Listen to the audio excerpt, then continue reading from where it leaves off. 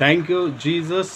Price the Lord. ಕರ್ತನಲ್ಲಿ ಪ್ರೀತಿಯ ದೇವರ ಮಕ್ಕಳೇ, ಈ ಸಾಯಂಕಾಲ ವೇಳದಲ್ಲಿ ದೇವರು ಕೊಟ್ಟಂಥ ವಾಗ್ದಾನ ವಚನ ರೋಮಾಪುರದವರಿಗೆ ಬರೆದ ಪತ್ರಿಕೆ 12ನೇ ಅಧ್ಯಾಯ 2ನೇ ವಚನ. ಇಲ್ಲಿ ದೇವರ ವಾಕ್ಯ ಹೇಳುತ್ತದೆ, ಈ ಲೋಕದ ನಡವಳಿಕೆಯನ್ನು ಅನುಸರಿಸದೆ ನಿಮ್ಮ ಅಂತರಂಗವನ್ನು ಮಾರ್ಪಡಿಸಿ ಪರಲೋಕ ಭಾವದಿಂದಿರಿ ಎಂಬುದಾಗಿ. ಹಲ್ಲೆಲೂಯಾ.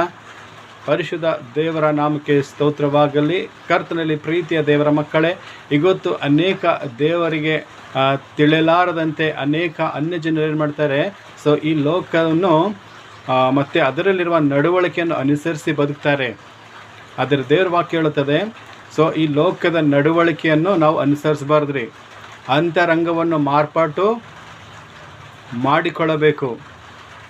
ಏನು ಮಾಡಬೇಕು? ಪರಲೋಕದ ಭಾವದಿಂದಿರಬೇಕು. ಆ ಪರಲೋಕದಲ್ಲಿರೋದು ಯೇಸು ಕ್ರಿಸ್ತನ ಅನುಸರಿಸಿ ನಡಿಬೇಕ್ರಿ ನಾವು.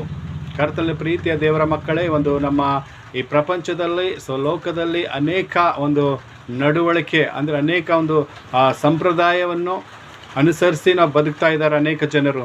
ಆದರೆ ಅವೆಲ್ಲ ವ್ಯರ್ಥ. ಯಾಕಂದರೆ ಈ ಸಂಪ್ರದಾಯವನ್ನು, ಈ ಲೋಕದಲ್ಲಿನ ಸಂಪ್ರದಾಯಗಳನ್ನು ಫಾಲೋ ಮಾಡುವಾಗ ಅದರಿಂದ ನಮಗೆ ರಕ್ಷಣೆ ಆಗೋದಿಲ್ಲ, ಅದರಿಂದ ನಮಗೆ ಮೇಲಾಗೋದಿಲ್ಲ. ನಮ್ಮ ಅಂತರಂಗದಲ್ಲಿರುವಂಥ ಯೇಸು ಕ್ರಿಸ್ತನನ್ನು ನಂಬಿಕೊಂಡು ನಿಮ್ಮ ಹೃದಯವನ್ನು ಬದಲಾಯಿಸಿಕೊಂಡು ನೀವು ಪರಲೋಕದವರಾಗಿರಬೇಕೆಂಬುದಾಗಿ ದೇವರ ವಾಕ್ಯ ಹೇಳುತ್ತದೆ.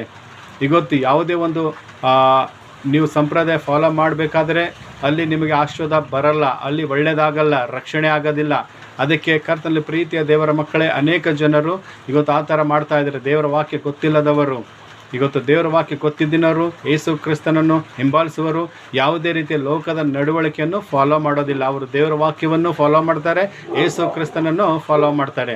ಆವಾಗ ಅವರಿಗೆ ದೇವರ ವಾಕ್ಯ ಆಶೀರ್ವಾದ ಅವ್ರ ಮೇಲೆ ಬರುತ್ತೆ, ಅವರು ಉನ್ನತವಾಗಿ ಬೆಳೀತಾರೆ. ಇವತ್ತು ನಿನ್ನ ಜೀವಿತದಲ್ಲಿ ಕೂಡ ನಿನ್ನ ಅಂತರಂಗವನ್ನು ಮಾಡಿಕೊಂಡು ನಿನ್ನ ಪರಲೋಕದ ಭಾವವಾಗಿ ಅದರ ಒಂದು ಪರಲೋಕದ ಭಾವನೆ ಅಂತ ಇರಬೇಕಂತಂದರೆ ಇವತ್ತು ನೀನು ಲೋಕವು ನಡೆಸುವಂಥ ಆ ಲೋಕದ ನಡವಳಿಕೆಯನ್ನು ಅನುಸರಿಸದೆ ದೇವರ ವಾಕ್ಯವನ್ನು ಯೇಸು ಕ್ರಿಸ್ತ ಅನುಸರಿಸಿ ನಡೆದರೆ ದೇವರನ್ನು ಖಂಡಿತ ಒಳ್ಳೇದು ಮಾಡಿ ನಿನಗೆ ಆಶೀರ್ವಾದ ಮಾಡ್ತಾರೆ ಎಂಬುದಾಗಿ ನಾವು ದೇವರ ವಾಕ್ಯದಲ್ಲಿ ನೋಡ್ತೇವೆ. ಹೀಗಾಗುವಂತೆ ದೇವರ ವಾಕ್ಯ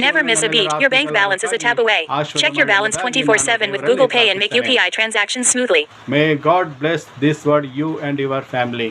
Amen. Amen. Thank you, Jesus. Praise the Lord.